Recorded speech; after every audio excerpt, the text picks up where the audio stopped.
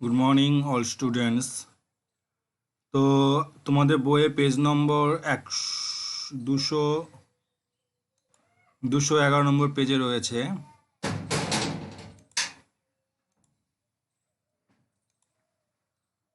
211 নম্বর পেজে রয়েছে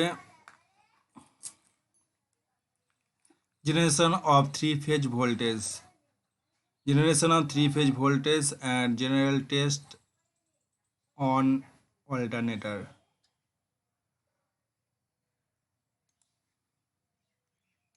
আমরা এখন যে টপিকটা নিয়ে আলোচনা করব সেটা হচ্ছে generation of three phase voltage.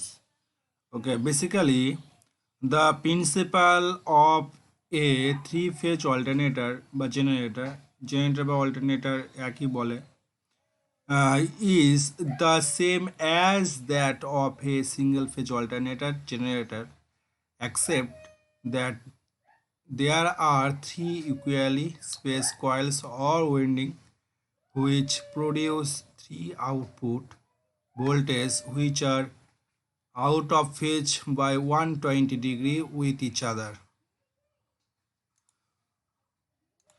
এখানে থ্রি ফেজ অল্টারনেটর যেটা আমরা দেখব, এর আগে আমরা সিঙ্গেল ফেজ অল্টারনেটর আমরা দেখেছিলাম, সেখানে যা দেখেছিলাম এখানে বেসিক্যালি ভাবে একই রকম, কিন্তু এখানে একটা বড় একটা জিনিস রয়েছে, যেটা হচ্ছে থ্রি ইকুয়ালি কয়েল স্পেস রয়েছে, তিনখানা কয়েল রয়েছে তিনটে ফেজের জন্য। সে ওয়েন্ডিংগুলো কি করা থাকে না, 120 ডিগ্রি অ্যাঙ্গেলে আমাদের পুট করতে হয়। একটা ফেজের সাথে আর একটা ফেজের ঠিক অ্যাঙ্গেল ডিসপ্লেসমেন্টটা থাকবে 120 ডিগ্রি। ক্লিয়ার? যার জন্যে কি হবে যে which produce three output voltage which are out phase by 120 degree with each other, মানে একে অপরের সাথে 120 ডিগ্রি অ্যাঙ্গেলে কিন্তু এখানে থাকবে। নেক্সট প্যারাতে কি বলেছে, a simply rotating loop three phase generator with its output voltage waveform is shown in figure number 1c। তো 1c তে আমরা দেখা যাক কি দেখিয়েছে। এটা 1 নম্বর ফিগার টোটালটা, 1 নম্বরে 1c তে। তো এখানে ডাইরেকশনটা দেখিয়েছে এবং এখানে তিনটে ফেজ আমাকে দেখিয়েছে। ওকে, সেখানে কি বলছে, একটা ফেজের সাথে আরেকটা ফেজের ঠিক অ্যাঙ্গেল ডিসপ্লেসমেন্টটা 120 ডিগ্রি অ্যাঙ্গেলে থাকবে।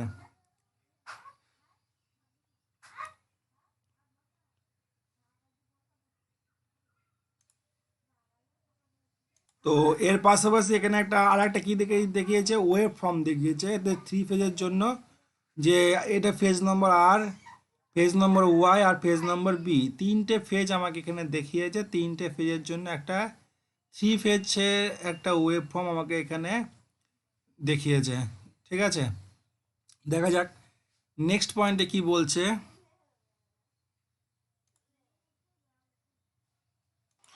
তো আমরা নেক্সট প্যারাতে যাব, কি বলছে যে so the figure number 1A বলেছে। ফিগার নম্বর 1A ছবিটা ভালো করে দেখে রাখো। 1A-তে কি বলেছে, যে three independent loop space about 120 degree apart are made to rotate in the magnetic field with the assumption that the alternator so is a rotating armature types as so figure number 1A. The three loops are electrically isolated from each others and the ends of the loops are connected to individual slip ring. তো figure number 1-এ দেখানো হয়েছে, যেটা কি বলছে, যে three independent loop space about 120 degree approach the meds of rotating magnetic field. তো 120 degree 120 degree অ্যাঙ্গেলে যে তিনটে লুপ রয়েছে সেটা হচ্ছে একে অপরের সঙ্গে হেলে রয়েছে। ঠিক আছে, assumption that the alternators show the rotating armature types, এটাকে বলছে rotating armature types. So the figure number 1a, the three loops are electrically isolated এবং এই তিনটে লুপই কিন্তু ইলেকট্রিক্যালি কিন্তু আইসোলেটেড রয়েছে, যেটা ফর্ম ইচ আদার্স, একে অপরের সাথে, and the ends of the loops are connected to individual slip ring. মানে প্রত্যেকটা লুপ কিন্তু ইন্ডিভিজুয়াল, মানে loops are connected to individual slip ring, মানে প্রত্যেকটা লুপ যেগুলো রয়েছে সেই লুপগুলো কিন্তু ইন্ডিভিজুয়াল, আলাদা আলাদা, কিন্তু স্লিপ রিংয়ের সঙ্গে কিন্তু আলাদা আলাদা করে রয়েছে, ঠিক আছে। As the loops are rotating in a uniform magnetic field, কিন্তু এর মধ্যে একটা ইউনিফর্মই কিন্তু একটা ম্যাগনেটিক ফিল্ড তৈরি করবে। দে প্রডিউস সাইন ওয়েভ, সেটা হবে sine wave. In a practical alternators, these loops will be represented by multi-turn winding elements and distributed throughout the rotor slot, but stress approach 120 degree electrical degree from each other, ঠিক আছে। Further, the practice this will not for 6 slip ring as shown in figure number 1a, but will have either 4 or 3 slip ring depending upon where the three windings are connected in a star or delta representatively. তো এখানে আমাদের তিন দোকানে ছটা, মানে হচ্ছে three ফেজের জন্য তিনটে, আমার থ্রি ফেজের জন্য তো তিনটে হচ্ছেই, পার ফেজের জন্য আমাদের হচ্ছে যে দুটো করে রিং রয়েছে পার ফেজে, মানে এক একটা ফেজে দুটো করে আমার রিং রয়েছে, ওকে। যেটা আমরা যে দেখেছি সিঙ্গেল ফেজের জন্য যে একটা পজিটিভ হলে আর একটা নেগেটিভ হবে, আবার ওটা চেঞ্জ হবে, আর চেঞ্জ হয়ে গিয়ে নেগেটিভটা পজিটিভ হবে, পজিটিভটা নেগেটিভ হবে, এইভাবে অল্টারনেট করে এখানে একটা কি হবে,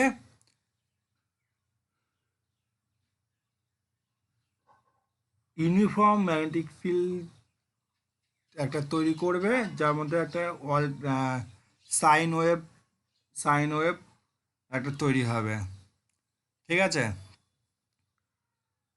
তার জন্য এখানে ছটা হচ্ছে আমাদের রিং নিতে হবে, যেটা স্লিপ রিং রয়েছে। যা বি এর জন্য B dash, B Y dash, আর ওয়াই ড্যাশ, আর আর ড্যাশ, ঠিক আছে। এবং সেই রিংয়ের মাধ্যমে আমরা কিন্তু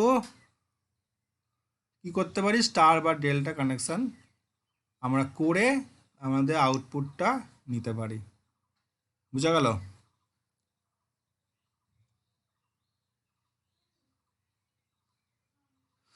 তার জন্য এই কথাটাই এখানে আমাদের রিপিট করেছে, but will have either 4 or 3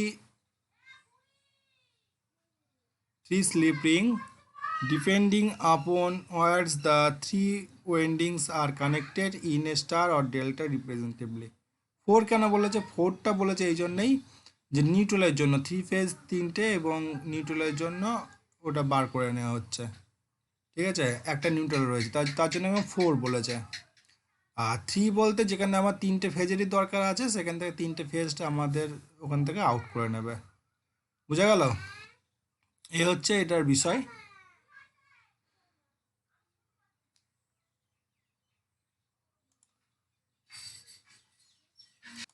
তো এরপরে আমরা নেক্সট প্যারাতে আমরা দেখব, সেটা কি বলছে, যে we also known as discussed earlier, মানে এর আগে আমরা ডিসকাস করেছিলাম, তাও পরে আবার ডিসকাস করেছে, that the rotating magnetic field types are alternators are mostly used. In such case, only 2 slip rings are required for exciting the field pole DC supply. Figure number 1b, show the stationary three-phase armature in which individual lobes of each windings are replaced by coils stress the 120 electrical degree approach. However, the rotating pole having the magnetic pole is not so. তো এর আগে আমরা কি দেখেছিলাম যে দুটো slip ring ছিল, যেটা হচ্ছে ফিল্ডটাকে এক্সাইটেশন করার জন্য, ঠিক আছে, মানে ফিল্ড পোলটাকে এক্সাইটেশন করার জন্য আমাদের ডিসি সাপ্লাই আমরা ইউজ করেছিলাম, ঠিক আছে। আর এখানে হচ্ছে যেটা বলেছে ফিগার নাম্বার 1b তে দেখা যাক কি বলছে 1b। Okay, 1b, so the stationary three-phase armature in which individual loops in of each windings are replace the coil spans 120 electrical degree approach, মানে 120 ডিগ্রি অ্যাঙ্গেলে আমাদের একটা কয়েল রয়েছে, যেটা কি হচ্ছে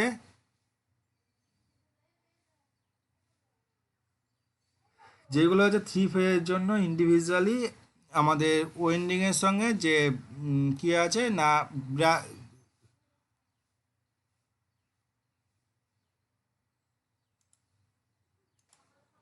এক্ষেত্রে সেই রিংগুলো কানেক্টেড করা আছে যে ওই যে অল্টার যে রোটারের সাথে, যেটা হচ্ছে আমাদের এখানে আমাদের কানেক্ট করা। এর আগে কি ছিল, এই এটা হচ্ছে রোটার ছিল, রোটারে কে দুটো স্লিপ রিং দিয়ে আমরা সাপ্লাইয়ের মাধ্যমে এটা এই কয়েলে একটা ম্যাগনেটিক পোল আমরা এনার্জাইজড করছিলাম, ঠিক আছে, যেটা হচ্ছে ফিল্ডটাকে এক্সাইটেশন, সরি, রোটারটাকে ওখানে এক্সাইটেশন করা হচ্ছিল দুটো স্লিপ রিংয়ের মাধ্যমে। এখানে ঠিক তার বিপরীত, যেটা রোটারটা কিন্তু ঘুরছে, যেখান থেকে আমার আউটপুট দিচ্ছে, ফিল্ডটাকে এক্সাইটেশন করা হচ্ছে, ওকে, ডিসি সোর্স দিয়ে, বুঝা গেল। এবং প্রত্যেকটা কয়েল 120 ডিগ্রি অ্যাঙ্গেলে রয়েছে।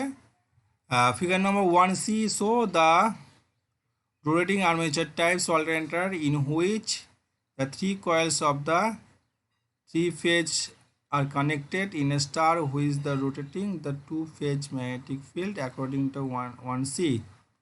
The coils are moves under the influence of the n poles, cutting the flux in right angles and produce the maximum induced voltage in position O degree, মানে হচ্ছে 0 degree, as so the graphs as the Faraday's law electromagnetic induction, which are the coils are moves in the clockwise direction, the EMF induced falls the 0 at 90 degree and then increase to minus VE maximum under the influence of the south poles at the 180 degree. Likewise, the EMF induced in a R phase with becomes 0 to 170 degree and attain plus VE maximum at the 160 degree. The same manners of EMF produced by the coils Y and B cloud be plotted at the same graph. ওকে, তো এইটা এর আগে আমরা কিন্তু discuss করেছিলাম যে figure number C, মানে হচ্ছে 1c-তে দেওয়া আছে। তো এখানে আমরা একটা গ্রাফ দেখতে পাচ্ছি, সেই গ্রাফটা কি আছে না একটা অল্টারনেটার একটা ওয়েভের একটা কার্ভ দেওয়া আছে, যেটা সাইন ওয়েভের একটা গ্রাফ কিন্তু আমাদের এখানে রিপ্রেজেন্ট করেছে। তো সেখানে একটা আউটপুট আমাকে ভোল্টেজ দিচ্ছে, যেটা ম্যাক্সিমাম মানে হচ্ছে pick value, positive pick value এবং নেগেটিভ পিক ভ্যালু রয়েছে, দুটো আমাদের রয়েছে, এবং জিরো মিডিলটা ধরে নেওয়া হয়েছে 0 ডিগ্রি, যেটা কি হচ্ছে একবার আর ফেজটা যখন ম্যাক্সিমাম আছে, ঠিক আছে, তখন বি ফেজটা নিচের দিক থেকে ম্যাক্সিমাম, মানে হচ্ছে মাইনাসের দিক থেকে ম্যাক্সিমাম। ওকে, এবং এখানে ওয়াই ফেজটা তখন শুরু হচ্ছে 90 ডিগ্রি অ্যাঙ্গেলে পৌঁছাচ্ছে, মানে এই জিনিসটা কিন্তু আমাদের বলেছে। এবার যখন আমার আর ফেজে যখন ম্যাক্সিমাম হচ্ছে তখন তখন ওপর দিকে উঠছে, তখন নেগেটিভ নেগেটিভ পিক ভ্যালুর দিকে নামছে, মানে হচ্ছে 90 ডিগ্রি অ্যাঙ্গেলে কিন্তু আস্তে আস্তে ডাউন হচ্ছে। বুঝা গেল? তো এই পজিশনটা 90 ডিগ্রি বলছে, এবং এখানে ওয়াই ফেসে তখন 90 ডিগ্রি অ্যাঙ্গেলে পৌঁছাচ্ছে। বুঝা গেল? তো এই যে গ্রাফটা যে কন্টিনিউ যে সার্কুলেট হচ্ছে, সেটাকে এই বিষয়ে এখানে ডিসকাস করা হয়েছে। তো এই জিনিসটা কিন্তু তোমরা আগে থেকে কিন্তু জানো। ওকে,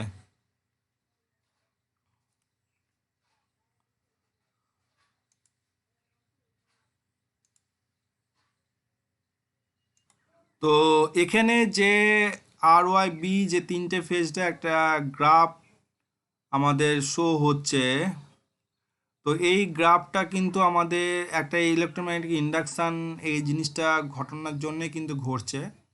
এটা কিন্তু আমাদের পুরোপুরি ডিপেন্ডেন্ট ফ্রাইডেস ল ইলেকট্রোম্যাগনেটিক ইন্ডাকশানের উপর ডিপেন্ড করে কিন্তু এটা কিন্তু ঘটতে থাকছে।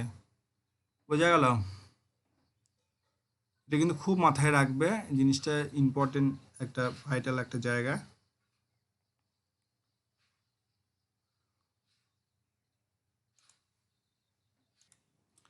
তো এরপরে আমাদের আসছে হচ্ছে ফেজ সিকোয়েন্স ইন্ডিকেটর। তো আমাদের এই জিনিসটা সম্বন্ধে আমরা কিন্তু আগে থেকেই জানতাম, তো তাও আমি একবার বলে দিচ্ছি। ফেজ সিকোয়েন্স ইন্ডিকেটর কিন্তু এর আগে আমরা জিনিসটা নিয়ে আলোচনা করেছিলাম। তো এখানে ফেজ সিকোয়েন্স ইন্ডিকেটর মিনস এটাকে আমরা ফেজ সিকোয়েন্সটা আমরা দেখতে পাবো একটা ইন্ডিকেটরের মাধ্যম দিয়ে। ওকে, সেখানে কি দেখব না, এখানে একই জিনিস এখানে আলোচনা করেছে। যখন কি বলবে না, ওয়াই ফেজটা যখন ম্যাক্সিমাম হবে, বি ফেজটা যখন মিনিমাম হবে, হ্যাঁ, আর আর ফেজটা যখন মিডল পোজিশনে থাকবে, এই যে কিভাবে গ্রাফটা পরপর সিকুয়েন্সলি চলছে সেই জিনিসটা নিয়ে এখানে ডিসকাস করা হয়েছে। তো এটা আশা করি তোমরা কিন্তু জানো। ঠিক আছে, এই একই জিনিস বারবার ডিসকাস করার কোনো দরকারই নেই। তো তোমরা এটা একটু পড়ে নেবা, পড়ে নিলে বুঝতে পারবা যে এটা কী ডাইরেকশানে ঘুরছে এবং কিভাবে ঘুরছে। সেখানে জাস্ট এখানে এই কথাগুলো এখানে বলেছে এবং সেটাই তোমরা দেখতে পাবে। ঠিক আছে, এরা কি তোমরা কিন্তু জানো এই জিনিসটা কীভাবে রুটিং হচ্ছে, এটা ফালতু আর বেশি ডিসকাস করে লাভ নেই। নেক্সট হচ্ছে আমরা চলে যাব নেক্সট পয়েন্টে, যেটা হচ্ছে জেনারেল টেস্ট অফ অল্টারনেটার। তো এই অল্টারনেটারকে জেনারেলে একটা টেস্ট করতে হয়, টেস্টের মাধ্যম দিয়ে আমরা অল্টারনেটারকে বিভিন্ন রকম টেস্ট আছে, টেস্টগুলো আমরা দেখব। কন্টিনিউটি ফার্স্ট রয়েছে continuity check with the windings. Next রয়েছে হচ্ছে insulation resistance value between winding, মানে insulation resistance value means between দুটো ওয়েন্ডিংয়ের মধ্যে যে ইনসুলেশন রেজিস্ট্যান্স ভ্যালুগুলো কি রয়েছে, কি পজিশনে রয়েছে সেটা দেখব। আর এটা কন্টিনিউটি চেক বা ওয়েন্ডিংয়ের মধ্যে কন্টিনিউটি আছে কি না, বা ওয়েন্ডিংগুলো ঠিক আছে কি না, কোনো জায়গা থেকে কেটে গিয়েছে কি না। ঠিক আছে, এইগুলোকে continuity check of the winding, এই ওয়েন্ডিংয়ের মধ্যে দেখতে হয়। আমরা কখন থেকে এগুলো যে জেনারেল টেস্ট অফ অল্টারনেটর কখন করি, যখন সাপ্লাইয়ের সঙ্গে যখন আমরা কানেক্ট করি বা পুরোটাই রিপ্লেসমেন্ট করি। ঠিক আছে, বা কোনো রকম প্রবলেম তৈরি হয়েছে, যখন আমরা এটাকে দেখি যে কি প্রবলেমের থেকে এই অল্টারনেটরটা বিভিন্ন রকম প্রবলেমগুলো আসছে, সেগুলো দেখার সময় আমরা এই টেস্টগুলো কিন্তু করে থাকি।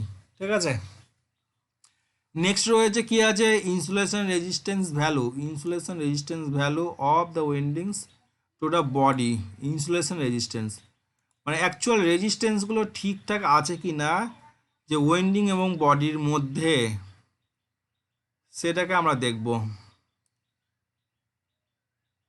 Checking the earth connection off the machine, earth connection off the machine মানে আদৌ কি মানে মেশিনের সঙ্গে চেক আর্থ কানেকশনটা ঠিকঠাক আছে কি না মেশিনের সাথে, মানে কেউ হাত দিলে পারে কোনো রকম বডি বা কোনো শক দিচ্ছে কি না, বা কোনো রকম ইনসুলেশন লিকেজ আছে কি না, ঠিক আছে। তো এইগুলো চেকগুলো আমরা পরপর জাস্ট দেখব, দেখে সেগুলো ঠিকঠাকভাবে আমরা মনে রাখবো। তো আমরা মোটরের যখন প্র্যাকটিক্যালগুলো করেছিলাম তখন কিন্তু আমরা বিভিন্ন রকম চেক কিন্তু আমরা করেছিলাম, অতএব কিন্তু এগুলো সম্বন্ধে আমরা বেসিক্যালিভাবে এর সঙ্গে টাচে রয়েছি বা চেক করেছি। তো এগুলো নিয়ে খুব একটা তোমাদের অসুবিধা হওয়ার কথাই না, ঠিক আছে।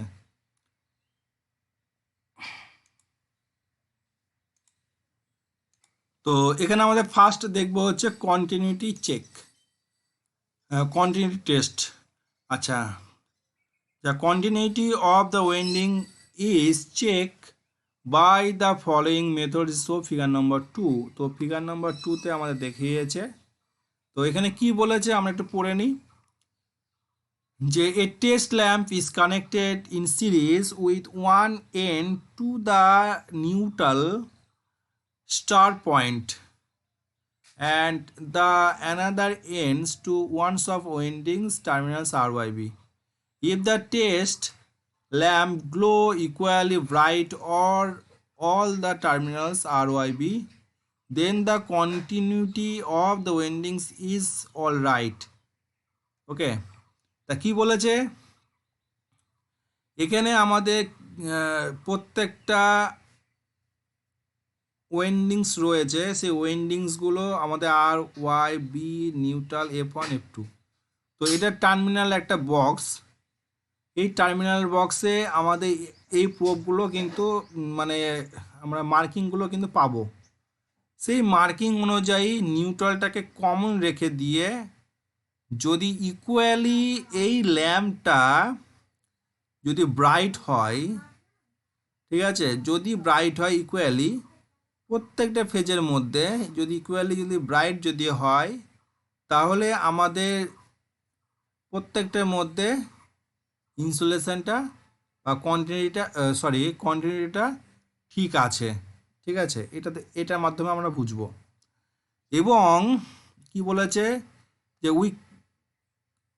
We can as so figure number 3, we can test the field leads F1 and F2 for field continuity, মানে F1 এবং F2-তে আমরা field continuity আমরা পেয়ে থাকি।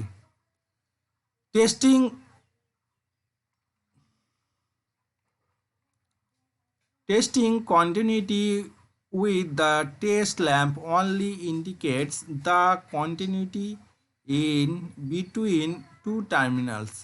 এখানে দুখানা কিন্তু টার্মিনালস রয়েছে, ঠিক আছে, but we not indicate any short between the same winding, মানে কোনো কয়েলের সঙ্গে কিন্তু শর্ট কিন্তু নেই বিটুইন দ্য সেম ওয়েন্ডিং, মানে এই দুটো ওয়েন্ডিং কিন্তু আমার সেম কয়েলের সঙ্গে connected. A more reliable test will be used in ohmmeter to check the individual resistance in the coils and compact then to see the similar coils have to same resistance. The readings when record will be useful for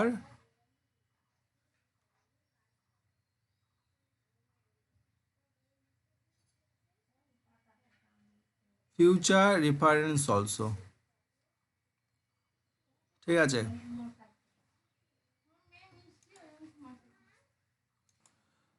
তো এখানে আমরা কি দেখলাম যে এখানে same একটা winding রয়েছে, যার জন্যে কোনো শর্ট হওয়ার কোনো সম্ভাবনা কিন্তু এখানে আমরা লক্ষ্য করতে পারি না। ঠিক আছে, এবং এখানে আমাদের জাস্ট একটা ওহম মিটার দিয়ে টেস্ট করলেই যথেষ্ট। একটা ওহম মিটার দিয়ে আমরা দেখে নেব যে এখানে রেজিস্ট্যান্সটা ঠিকঠাক আছে কি না। ঠিক আছে,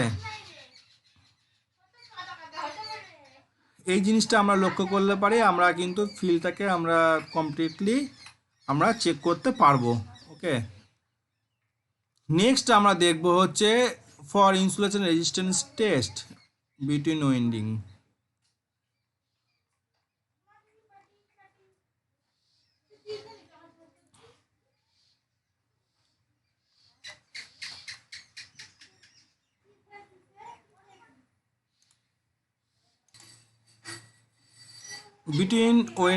বিটুইন ওয়েন্ডিং মধ্যে আমরা হচ্ছে আমরা চেক করব, সেটা কি চেক করব, as show in figure number 4 এখানে দেখানো হয়েছে one end of the megger lead of connection to any one terminals of RYV and the others is connected F1 F2 of the field winding.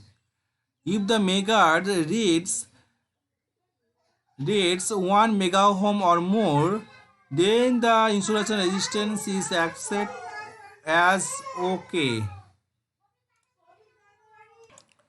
তো আমাদের এখানে কি লাগবে না, একটা হচ্ছে মেগা ওহম মিটার লাগবে বা মেগা ওহম মিটার লাগবে। সে মেগা ওহমে যদি দেখা যায় যে আর ওয়াই বি এর মধ্যে যে কোনো একটা টার্মিনালস নেব। ঠিক আছে, এবং F1 F2 মধ্যে যে কোনো একটা টার্মিনালস নেব, নিয়ে এটাকে একটা রোটেশনে মানে এর একটা আরপিএম এটাকে রোটেট করতে হবে। এই মেগা ওহমটাকে রোটেট করলে দেখা যাবে যদি 1 মেগা ওহম বেশি যদি হয়, the meggers reads 1 mega ohm or more. ঠিক আছে, যদি 1 মেগা ওহমে যদি বেশি যদি হয় বা 1 মেগা ওহমকে রিড যদি করে, তাহলে এই ইনসুলেশন রেজিস্ট্যান্সটা ঠিক রয়েছে। ঠিক আছে, ওকে, তখন সেটাকে আমরা কি বলবো, insulation resistance is accepted to okay. Okay, সেটাকে আমরা অ্যাকসেপ্টেড বলে গণ্য করব। নেক্সট হচ্ছে যে if there is short between the armature and field winding, মানে যদি আমরা বিটুইন আর্মেচার এবং ফিল্ড ওয়াইন্ডিংয়ের মধ্যে যদি শর্ট করি, the megger read 0 ohm if the wax the so less than 1 mega ohm. আচ্ছা, বিটুইন আর্মেচার এবং ফিল্ড ওয়াইন্ডিং মানে যদি আর্মেচার এবং ফিল্ড ওয়াইন্ডিংয়ের মধ্যে কোনো রকমভাবে একটা কয়েল ইনসুলেশন কেটে গিয়েছে, ফিল্ড ওয়াইন্ডিংয়ের ইনসুলেশনটা নষ্ট হয়ে গেছে, যদি এই দুটো ওয়াইন্ডিংয়ের মধ্যে যদি শর্ট হয়, মানে হচ্ছে ইনসুলেশন নষ্ট হলে পারেই কিন্তু একটা ওয়াইন্ডিং আর একটা ওয়াইন্ডিংয়ের মধ্যে শর্ট হয়। ঠিক আছে, ফ্রেমের মাধ্যমে শর্ট হয়ে যায়, বডি দিয়ে আমার ওটা শর্ট হয়ে যায়। তো সেইগুলো টেস্ট ল্যাম্প দিয়ে আমরা কিন্তু মানে চেক করতে পারি না। দেখবে হাত দিলে পারে আমার শক দেয়। ঠিক আছে, মানে খুব সামান্যতম লিকেজ হলে পারে ওই ল্যাম্পগুলো কিন্তু গ্লো হয় না। এটা কিন্তু ভালো করে মাথায় রাখতে হবে। মানে সূক্ষ্ম যদি শর্ট যদি হয় তাহলে পরে কিন্তু আমার সেরকমভাবে আমাকে ওই ল্যাম্প দিয়ে ল্যাম্প চেকের মাধ্যমে আমরা কিন্তু চেক করতে পারবো না। তখন কিন্তু মেগার আমার দরকার হতে পারে। তো মেগার দিয়ে চেক করতে গেলে সেখানে দেখা যায় যদি বিটুইন আর্মেচার অ্যান্ড ফিল্ড ওয়াইন্ডিংয়ের মধ্যে যদি কোনো রকম শর্ট হয়ে যায় ইন্টারনালি, তাহলে কি হবে যে মেগা ওহমের যে মিটার যেটা মেগারের রিড করবে 0 ওহমে, মানে হচ্ছে সেটা ম্যাক্সিমাম পুরো পজিশনে চলে যাবে, অর্থাৎ 0-র দিকে কাটাটা মুভ করবে। ঠিক আছে, if the works the so less than 1 mega ohm. ঠিক আছে, লেস দেন কম, মানে 1 মেগা ওহমের কম কিন্তু হবে। ঠিক আছে, বা 0-র দিকে ওটা মুভ করবে। ওকে,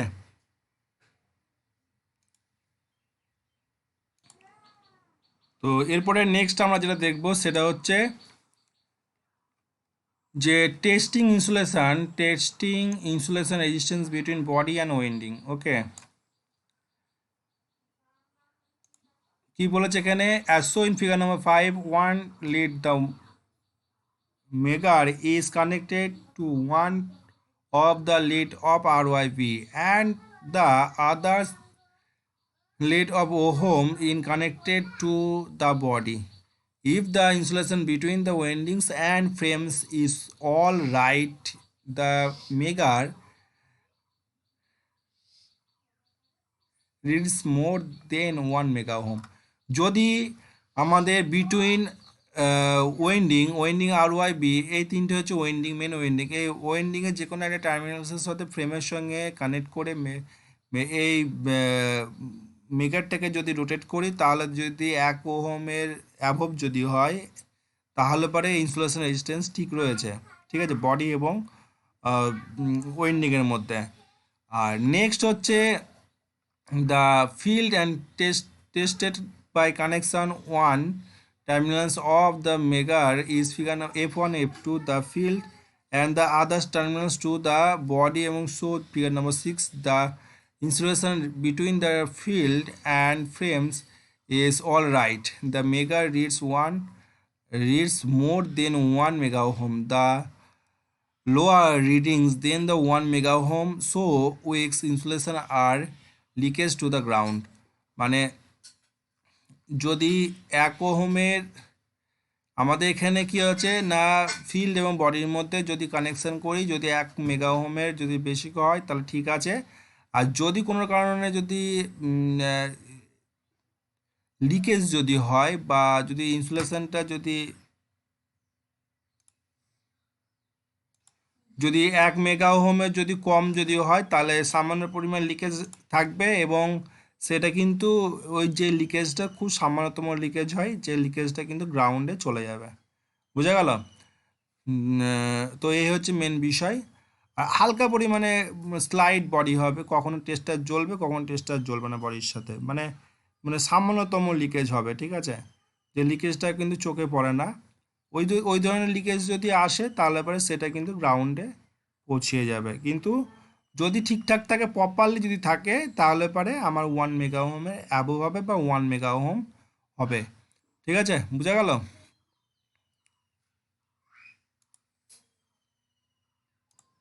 নেক্সট যে পয়েন্টটা দেখবো সেটা হচ্ছে ক্লোশন, মানে সতর্কতা। ঠিক আছে, কি কি কি আমাদের সতর্ক থাকতে হবে না, হচ্ছে wheel wheel conducting the insulation resistance test, if the mega reads 0, ঠিক আছে, যদি এটা খুব সতর্ক থাকতে হবে, ইফ দ্য মেগা রিডস 0, যদি 0-তে রিড করে, then the show the conclude that the insulation of the windings has failed completely, that needs through out checking. মানে সেটাকে কিন্তু খুব ভালোভাবে আবার থ্রু আউট আবার মানে পুরোটাই কিন্তু চেকিং করতেই হবে। ঠিক আছে, মানে এটা কিন্তু খুব একটা ভাইটাল জায়গা, যেটা কিন্তু আমাদের অবশ্যই করে দেখার কিন্তু দরকার। নেক্সট হচ্ছে earthing of alternator earthing, the consist of two equal important requirements at start below the 1 নম্বর কি আছে, যে earthing of the neutral of the alternator, earthing of the alternator frame, মানে আর্থিংয়ের সঙ্গে নিউট্রালের একটা একটা সম্পর্ক রয়েছে, যেটাকে চেক করতে হবে। এবং নিউট্রাল মানে আর্থিং অফ দ্য অল্টারনেটর ফ্রেমের সঙ্গে আর্থিংয়ের একটা সম্পর্ক রয়েছে, সেটা চেক করতে হবে। ঠিক আছে, তো এইগুলো আমরা একটুখানি দেখে নেব।